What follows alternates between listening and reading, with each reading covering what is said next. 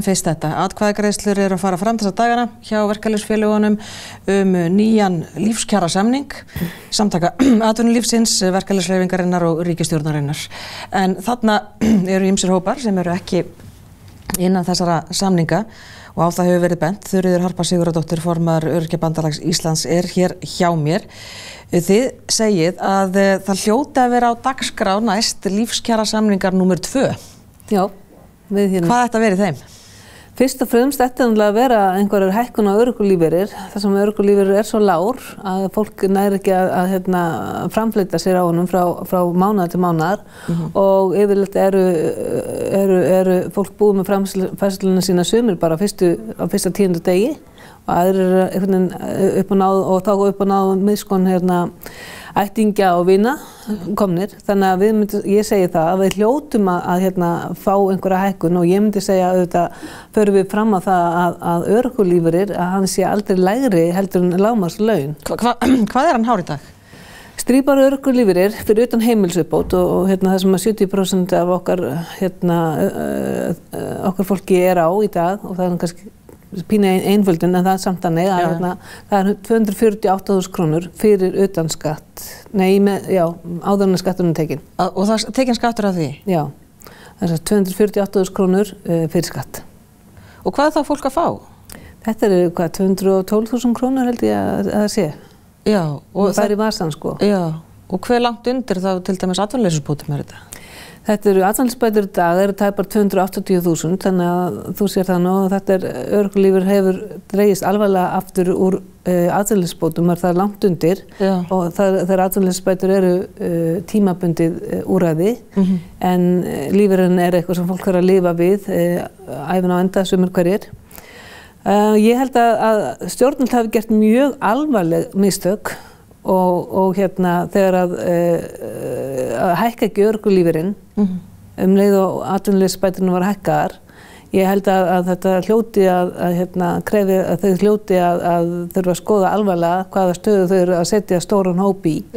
Og þegar við horfum það núna að lágmarkslaun er 317.000 krónur sem er vissulega ekki há upphæð en samt ágætis áfangi, þá hljótum við að kalla eftir því að og hlýtur verða þannig að örorkulífeyrir hækki bara eins.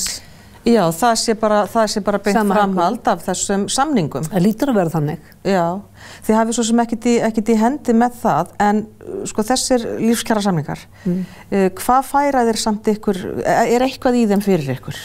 Já, vissulega er þarna inni til dæmis skattalækkun, þetta þriðja skattþrep sem náðist þarna inn og það þýðir það að okkar hópur sem er tekjulægsti hópur samfélagsins er að fá þarna 10.000 krónur skattalækkun og ég bara, það er bara rosalega mikilvægt að sú skattalækkun komi til fljótt og þeir innleiða þessa breytingu hratt. Ekki að það sé í einhverjum þá litlum skrefum fram til 2022? Nei, alls ekki að þetta verði gert þannig að fólk sé að þetta dreifist yfir 3 ári eða eitthvað. Þannig heldur að þetta takir þetta bara núna föstum tökum og innleiða þetta núna fyrsta árinu. Það var einmitt áskorun frá Drífu Snædal, forseta ASÍ og frá Sólveig Önnu Jónsdóttur formanns Eflingar sem er þá líka formaður efnahags- og skattanefndar ASÍ að undanbragðalaust og tafalaust myndu þessar breytingar gangi í gegn. Já, það er bara þannig að það er bara gríðarlega mikilvægt til þess að þetta, ég veit ekki, það er bara mjög mikilvægt til þess að þetta öðlist einhvern trúveruleika að þetta gangi í gegn. Þannig það var ekkert í hendi þegar það var samið að þetta myndi gera strax?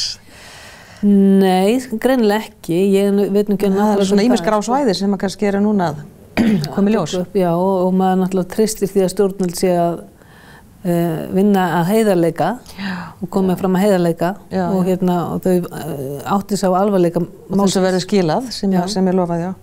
En sko þið náttúrulega eruð líka svolítið að tala núna að fá að fara í viðræður, bara kjara viðræður, öryrkjar og þá líka eldri borgarar að fá að fara bara kjara viðræður eins og hver annar hópur í landinu. Er þetta ný nálgun hjá öryrkjum? Það getur alveg vel verið að þetta sé ný nálgun. Mér þykir dálítið erfitt nú er ég búin að vera í þessu starfi í 1,5 ár og það sem að mér finnst vanta að það einhvern veginn að við höfum einhverja leið að samningaborði, að við séum ekki að lífeyrisþegar sé ekki alltaf bara einhvern veginn upp að náða miskunn stjórnvalda og velvilja þeirra hverju sinni komnir og það sé bara í raun og veru alltaf hægt að skilja hann hóp eftir af því hann sé svo ofboðslega kostnaðarsamur að búa til einhverja mýtu á þennan hóp. Og þannig að ég held að það væri bara mjög þarft að við hefðum einhverja aðkomu, einhverja samningaleið, eitthvað sem að tæki tillit til þess að þessir hópar eru auðvitað fólk sem að býr í þessu samfélagi og þarf að lifa bara eins og allir aðrir. Já, þetta bara fjölskyldu fólk og allt það, en þið hafið náttúrulega engin vopn. Við hefum engin vopn, það kannski, þess vegna held ég að það væri bara hvað ég segja, það byggi bara svona á ég ekki bara eingöngu mannúð heldur mannréttindum að þessi okkar hópur hefði einhverja aðkomu, einhverja samningatækni. Já, en það var stofnað samráðshópur stjórnvalda sem að félagsmálaráðherra skipaði í fyrra til að endurskoða almannatryggingakerfið. Hvað að frétta úr þeim hópi og hvað var verið að skoða þar? Já, þetta var þetta var samráðshópur breytt framfærslukerfi almannatrygginga sem styðji á við markmið starfsgetumats. Og það var farið í þessa vinnu og hún var bara alveg ágæt. Þetta fyrsta skipti sem ég tek þátt í svona vinnu. Og þessi hópur sammæltist ákveðin atriði, hvernig við ætlaðum að breyta almannatryggingakerfinu. Það var svona komið inn að þetta fjögur greiðsluform og þarna fyrsta þrepið það var svona sjúkragreiðslu þannig að fólk hefði tæki og tíma til þess að vera veikt án þess að missa framfærslu. Þarna grunnþættir eins og það að fólk falli ekki milli kerfa. Það verður að reyna að sporna taka það út, þá polla eða þá pitti sem fólk getur lent í og að það missi framfærslu svona, og svo var verið að tala um það að reyna að ýta undir endurhæfingarhlutann og það það sem er svona helst inn í þessari skýrslu, það endurhæfingarhlutin verið styrktur verulega þannig að fólk hafi tækifæri og svona, þetta markmið náttúrulega að koma fólki út á vinnumarkað. Já. Sem gott og gilt. Já. En þetta búið að vera samt sem áður þetta starfsgetumat. Já. Það eitthvað sem ykkur hugnast ekki og af hverju ekki og út af hvað gengur það? Í starfsgetumati gengur einfaldlega út af það að ef þú hefur einhver starfsgetu eða einhver orku að þú notir hana til vinnu og eins og ég sagði það eru öryrkjar vilja upp til hópa fá aðkoma að atvinnulífi. Já. Það þýðir það að atvinnulífi þarf að vera þannig í stakk búið að það geti tekið við fötluðu fólki til vinnu. Já.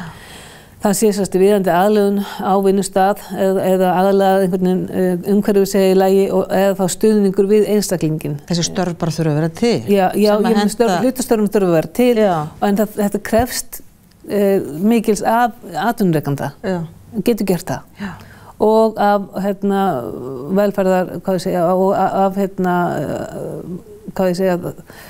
það krefst líka faglegra nálgunar þannig að það getur verið þannig að það sé stuðningur sem fylgir einstaklingi. Stuðningur sem fylgir inn á þannig vinnustað. Já, bæði við einstaklingi sjálfan og við atvinnurekanda. Sko þetta mjög falleg hugmynd. Þetta rosalega falleg hugmynd. Já. En á meðan við erum með 1700 manns háskólamenntaðara á atvinnuleysisskrá og ég man ekki hvað mikinn fjölda af öðru fólki sem ekki háskólamenntað, þá get ég bara ekki skilið að hvernig stjórnvöld ætla að koma fötluðu fólki út á atvinnumarkaðinn. Já. Og við höfum krafist þess að við fáum fyrst að sjá hvernig á að gera þetta, hvernig á að búa til þessi hlutastörf, verða þau til vegna þess að reynslan frá öðrum löndum einfaldlega svo að hlutastörfin ekki til.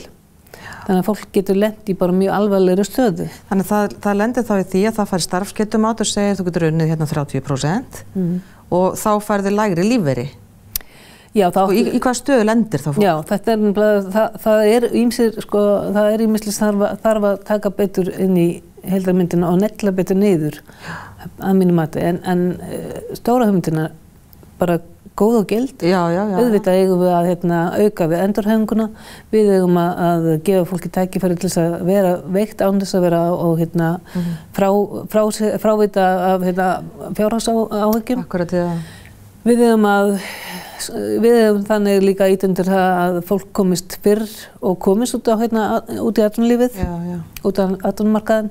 Við eigum að mæta fólki dálítið þar sem það er, en svona skilyrðingar til vinnu, það ekki að setja þetta inn í svona kerfi, loka þetta svona inni, án þess kannski það sé búið að búa til að tryggja þessi störf og stuðningin utan þau. Já, ég held að við verðum að byrja dálítið smátt á þessari mynd sem að stjórnvöld eru að draga upp og það má ekki hafa þetta þannig að alltaf sé allt sett á frost varðandi lífeyri fólks og framfærslu vegna þess að sé verið að vinna í nefndum. Er verið að gera það? Það búið að gera þetta síðustu 10 ára minnst. Örorkulífeyrir hefur dregist alveg gríðarlega langt aftur úr og það þarf alltaf að vera að vinna kerfisbreytingum og skerðingarnir eru gríðarlega harðar. Við höfum margoft sagt að við getum tekið út skerðingar. Þá getur hluti fólks farið bara út á atvinnumarkaðinn sem að treystir sér og hefur einhver tækifæri til þess að afla sér tekna á atvinnumarkaði, þannig að bara sitt eigið frumkvæði. Já, takið bara út skerðingarnar og þá sjáum við hvað gerist. Bjarni Benediktsson fjármálaráðherra sagði á þingi að þið hefðu hafnað afnámi krónu á móti krónu skerðingur. Já, það bara ekkert rétt. Þetta það bara alls ekkert rétt. Það var ekki einu svona rætt þessu hugmynd. Inni í þessum samráðshópi þá var það þannig að það lögð fram svona tillaga að því hvernig mætti hugsanlega byrja að taka niður krónu móti krónu skerðinguna og setja þá nýta þessa 2,9 milljarða sem voru orðin eftir áramótin, það var stekinn milljarður í burtu, rúmlega. Já, þetta var til þess að bæta ykkar stöðu. Þetta átti að vera 4 milljarðir upphafi og þá var svona talað við okkur á þeim nótum að við getum haft áhrif á það hvernig þessi peningar eru notaðir. Það kom greinilega aldrei til greina því að svo hugmynd sem við komum með, þar sem við vildum setja þessa peninga inn í grunnlífeyrinn og hækka grunnlífeyri og lækka þar með þessa framfærslubót sérstöku sem að 7.200 manns eru með held ég, að það var bara ekki rætt meira og ég kallaði eftir því að fá að sjá hvað lægi á bakvið þessar tölur sem kom þarna fram í þessar tillögur sem kom þarna frá ákveðnum aðilum inn í þessum samráðshópi og við fengum ekki það tölur, þannig að þetta var bara ekki rétt hjá hann Bjarna, þetta var bara ekki rætt. Þetta var bara ekki rætt? Nei. Af því að við komum aðra hugmynd og þá var ekki hægt að ræða sem er þín til að betri eða er okkar betri eða þú veist. Þannig að þá stendur þetta þannig að þessi 2,9 milljarðar sem hefði getað farið í vinnum áramótin, þeir sitja ennþá orðna fastir, örorkulífeyrir fá engar hækkanir og engin svör fást hvenær hvort eða með hvað hætti. Ég meina við fengum 3,6% hækkun núna síðustu áramót. Þessi hækkun hún núllast út þegar ef að verðbólga verður 3,6% þess að lítur út fyrir að vera. Þannig að hækkunin engin og þetta algjörlega óásættanlegt. En það þessi grunnlífeyrir og svo eitthvað sem heitir framfærslu uppbót. Það krónu móti krónu, skerðingin. Sérstök framfærslu uppbót. Já. En hvað er megnið þá af þeim sem eru öryrkjar með 200 og eitthvað þúsund á mánuði? Já. Það nær enginn að vera með eitthvað mikið meir? Nei, ef þú býrð einn í eigin húsnæði eða með samþykktan leigusamning, þá nærðu því að fara upp í 300 skall eða 310 skall. En ef þú býrð einn eða ef þú býrð ekki einn og ert ekki með þinglistan leigusamning eða ekki í eigin húsnæði, þá ertu ekki að fá þessu sérstöku fráfærslu uppbót. Já, ég skil. Þannig að þetta er bara mjög vont þegar stjórnvöld kom fram að segja það að örorkulífeyrisþegar séu með 300.000 krónur á mánuði. Það er bara alls ekki rétt. Þessi samráðshópur sem við vorum að tala ætlar að skila sér núna eftir páska, einhverjum tillögum. Hverju býstu við úr því? Já, við náttúrulega erum búin að gefa það út og við skrifum ekki undir skýrsluna. Skýrslan var hún svona megnum tilbúin. Við komum til með að skila bara ákveðin skilabréfi með henni, útskýra það hvers vegna við skrifum ekki undir hana vegna þess að þarna inni í skýrslunni það margt gott og við komum mörgu inn í hana sem við taldum vera bara til bóta.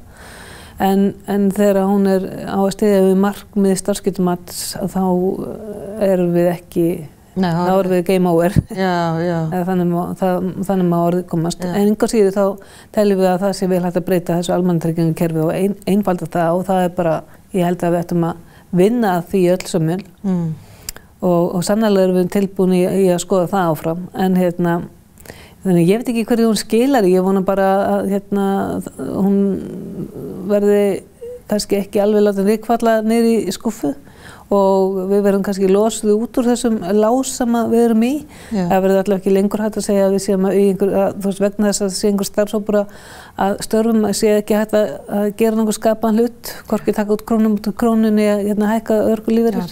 Tími til komin að gera eitthvað. Ég held að það sé komið tími til þess, já. Heldur þetta að vera lífskjarasamningur 2? Mér heyrst það nú ekki á þér en. Að verði? Já. Já, ég ætla bara að leyfa mér að vera vongóð og ég ætla að leyfa mér að vona það að stjórnvöld skoði það mjög alvarlega að bæta stöðu þessara hópa. Við sjáum hvað verður. Þuríður Harpa Sigurðardóttir, formaður Öryrkjabandalags Íslands. Takk kærlega fyrir að koma hingað í 21. Og hér framundan þá ætlum við að tala alla þá Íslendinga sem eru með stöðuga verki, króníska verki, sumpartinn vegna þess að eins og við þekkjum bara í íslenskri vinnumenningu. Það fóru margir að vinna ungir, erfiðisvinnu, fóru illa með stoðkerfið. En hvernig hægt að hjálpa þessu fólki svo það fari ekki á örorku? Við ætlum líka að tala það sem að opna núna innan skamms, það Bergið. Þetta ný hugmyndafræði sem að allavega við höfum ekki kynnst hér á Íslandi áður og fyrir ungt fólk sem að þarf einhver til að hlusta og á við þá einhvers konar vanda að stríða og kemur hingað hún Sigurþóra Bergsdóttir. Þannig að farið ekki langt.